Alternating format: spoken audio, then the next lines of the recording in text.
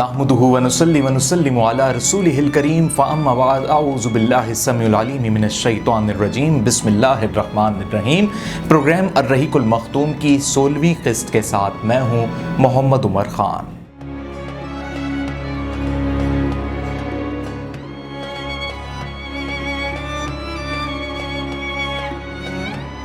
ناظرین محترم، گزشتہ قسط میں ہم نے ذکر کیا وحی کی بندش کا، اور اس کے بعد ہم نے بتایا دوسری وحی کا،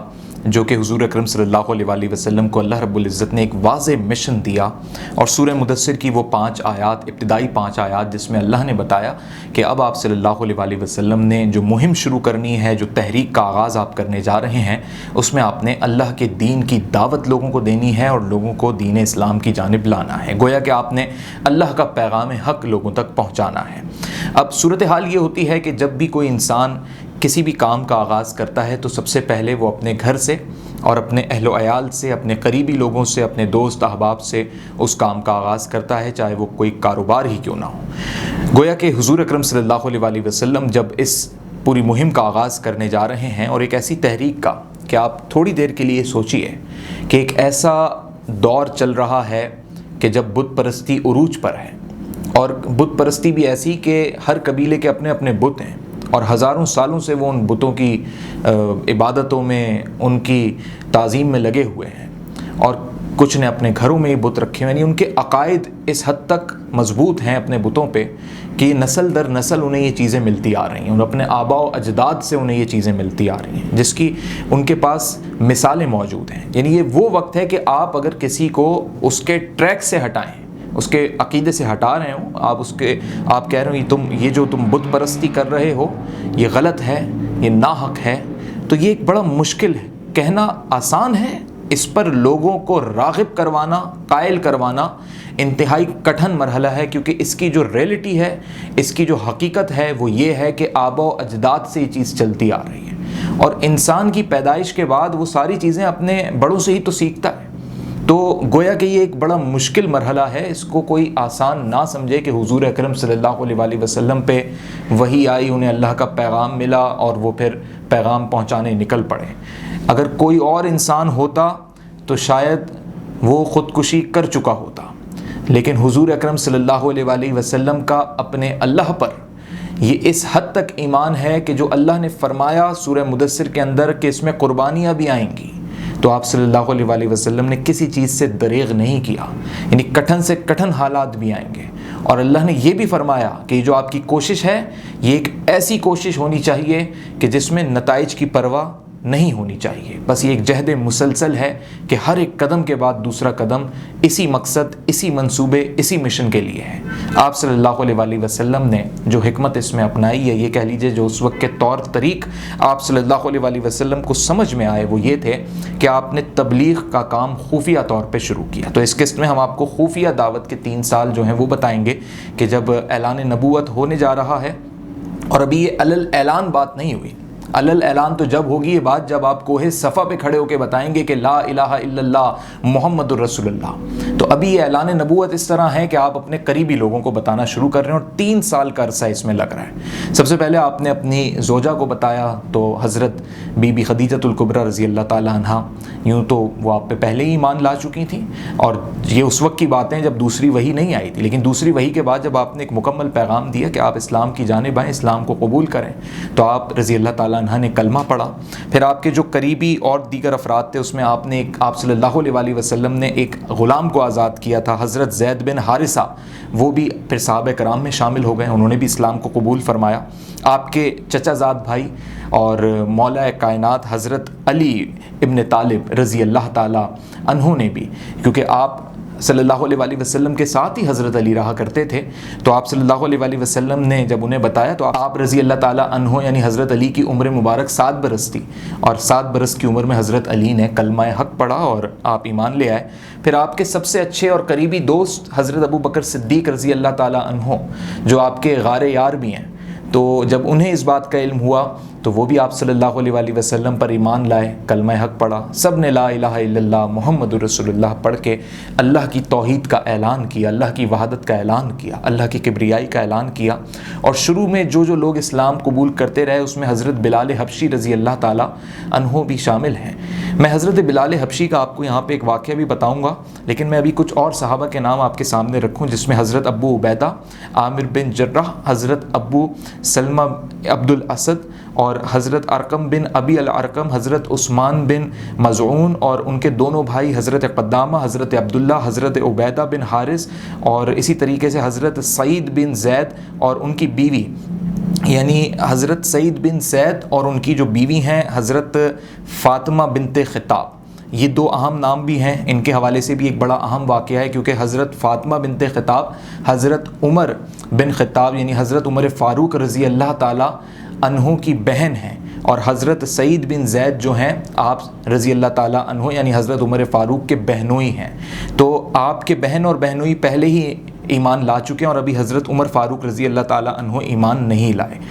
اور حضرت خباب بن ارت اور حضرت عبداللہ بن مسعود اور دوسرے کئی مسلمان، اس طرح کہا جاتا ہے تاریخ میں 40، 41 یا 47 یہ تعداد بنتی ہے جو ایک پورا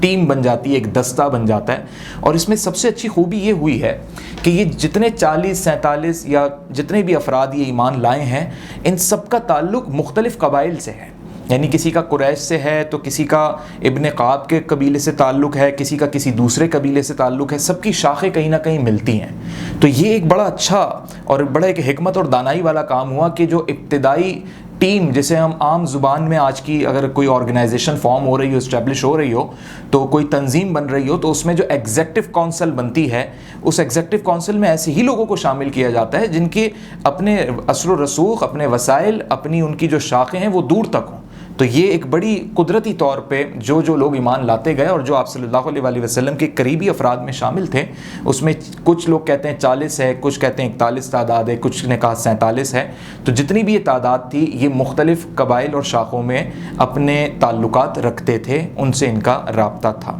حضرت بلال حبشی کے حوالے سے میں آپ کو بتاؤں کہ حضرت بلال حبشی چونکہ حبشہ سے آئے تھے، غلام تھے، اور ان پہ بڑے ظلم و ستم ہوئے تھے، اور جب یہ ایمان لائے تھے تو ان پہ تو بے انتہا ظلم و ستم ہوئے، اور آگے چل کے یہ ایک بیان بھی ہوگا۔ لیکن آپ صلی اللہ علیہ وسلم نے ایک کام ایسا کیا تھا کہ بلال حبشی جو ہیں، مطلب یہ جب میں آپ کو یہ واقعہ بتا رہا ہوں تو مجھے خود اتنا ایک دلی سکون اور اطمینان ہو رہا ہے، اور جب آپ جانیں گے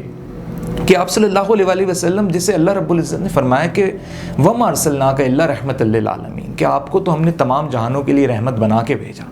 یہاں پہ وہ آپ کو رحمت کے وہ واقعات اور وہ آپ کو چیزیں دکھائی دیتی ہیں بالکل،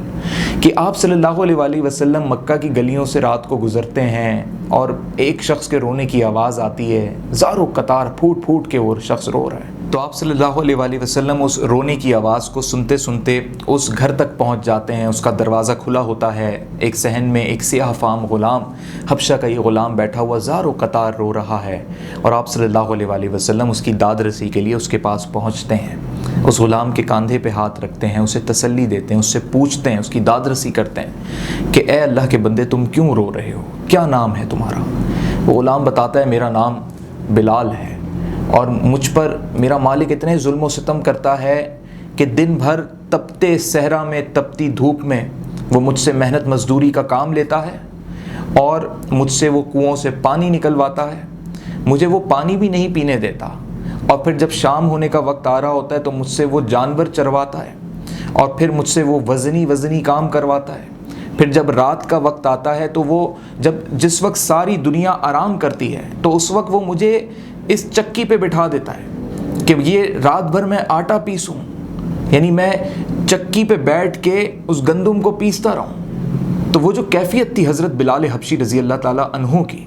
وہ یہ کیفیت ہے کہ ایک ایسی بے سہارا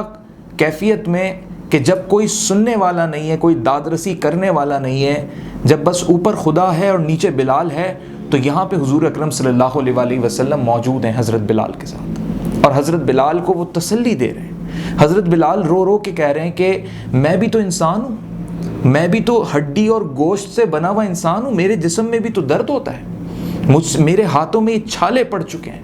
مجھے بھی پیاس لگتی ہے، مجھے بھی بھوک لگتی ہے، مجھے بھی نیند آتی ہے، لیکن اگر میں یہ کام نہ کروں تو میرا مالک مجھے صبح اٹھ کے کوڑے مارے گا، یعنی اس سے زیادہ درد میرے جسم کو دے گا، مجھ پر بھاری پتھر رکھ دے گا، مجھ پہ میرے کندھوں پہ بھاری پتھر رکھ کے مجھے چلوائے گا، میرے اوپر سے جانور گزارے گا۔ اللہ اکبر! وہ ظلم و ستم، اس حد تک ظلم و ستم کہ انسان کو جانور سے بھی بدتر سمجھا جاتا تھا۔ یہ تھا دور جہالت۔ آپ صلی اللہ علیہ وآلہ وسلم نے حضرت بلال حبشی کو اس طرح تسلی دی، کہا کہ تم سو جاؤ، میرے بھائی کہہ کے مخاطب کیا، کہا میرے بھائی تم سو جاؤ، تم آرام کرو،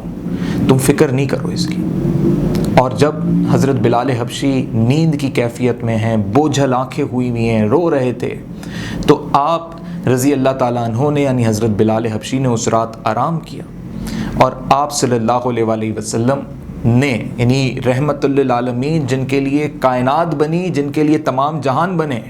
وہ بیٹھ کے ساری رات حضرت بلال حبشی کی جگہ چکی پہ آٹا پیستے ہیں۔ اللہ اکبر! اور یہ مرحلہ کئی دن چلا، یعنی جب کیونکہ حضرت بلال حبشی غلام تھے اور ان پہ تو روز ان کا مالک اسی طرح ظلم کرتا تھا۔ اب حضرت بلال حبشی کے آرام کے لیے حضور اکرم صلی اللہ علیہ وآلہ وسلم روزانہ رات کو جا کے چکی پیسا کرتے تھے۔ یہ سوچنے اور سمجھنے والی بات ہے کہ جن کے اشارے سے چاند دو ٹکڑے ہو جاتا ہے، جو دعا مانگیں تو غروب شدہ آفتاب دوبارہ نمودار ہو جاتا ہے، جن کے لیے اللہ نے کل کائنات بنائی، جن کی حفاظت کے لیے فرشتے اتر آئیں، یہ وہ کریکٹر تھا حضور اکرم صلی اللہ علیہ وآلہ وسلم کا اعلان نبوت سے قبل مکے کے اندر، کہ ایک غلام کی اس طرح دادرسی کر رہے ہیں کہ اس کو کہہ رہے ہیں تم آرام کرو، اور اس بات کو معمول بنایا، یعنی یہ ایک دن کی بات نہیں تھی۔ اور کئی راتیں آپ صلی اللہ علیہ وآلہ وسلم نے حضرت بلال کے آرام کی وجہ سے آپ صلی اللہ علیہ وآلہ وسلم نے ایک انسانیت کی خدمت کا اپنے کردار سے ایک سبق دیا، اور آپ صلی اللہ علیہ وآلہ وسلم نے وہ آٹے کی چکی پیسی۔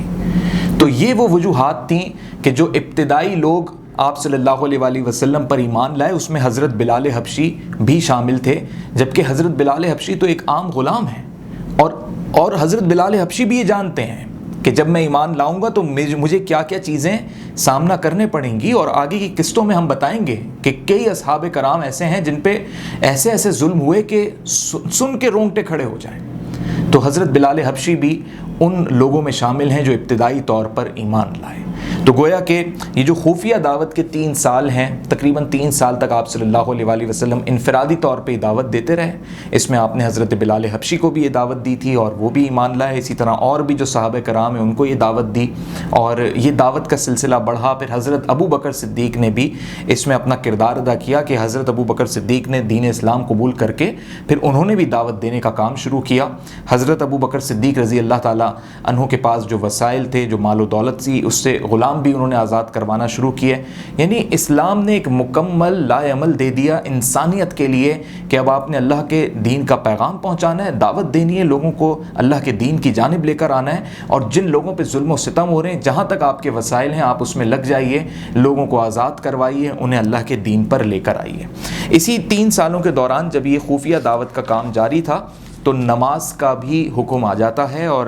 ایک روز حضرت جبریل امی علیہ السلام آپ صلی اللہ علیہ وآلہ وسلم کے پاس وحی لے کر آتے ہیں، وَسَبِّحْ بِحَمْدِ رَبِّكَ بِالْعَشِيِّ وَالْإِبْكَارِ، یعنی آپ صلی اللہ علیہ وآلہ وسلم کو یہ حکم ہوتا ہے کہ صبح اور شام اپنے رب کی حمد کے ساتھ اس کی تسبیح کیا کرو، اس کی بڑائی بیان کیا کرو، سبحان رب العلیٰ، اس کی بڑائی بیان کرو، وہ سب سے افضل ہے۔ تو اللہ رب العزت نے یہ فرمایا کہ 2 رکعت صبح نماز ہوگی اور 2 رکعت شام نماز ہوگی۔ یہ 2 رکعت کی نمازیں آئیں سب سے پہلے جو حضرت جبریل امی نے پہنچائیں، اور حضرت جبریل امی نے حضور صلی اللہ علیہ وآلہ وسلم کو وضو کا طریقہ بھی بتایا، اور پھر آپ صلی اللہ علیہ وآلہ وسلم نے صحابہ کرام کو وہ طریقہ بتایا، اور پھر یہ نماز جو 2 رکعت صبح ادا ہوتی تھی اور 2 رکعت شام کو ادا ہوتی تھی، یہ 2 رکعتیں چھپ کے ادا ہونے لگی، کیونکہ اس وقت علی الاعلان ابھی اسلام کا اعلان نہیں ہوا ہے، اسلام کے بارے میں نہیں بتایا گیا اہل عرب میں،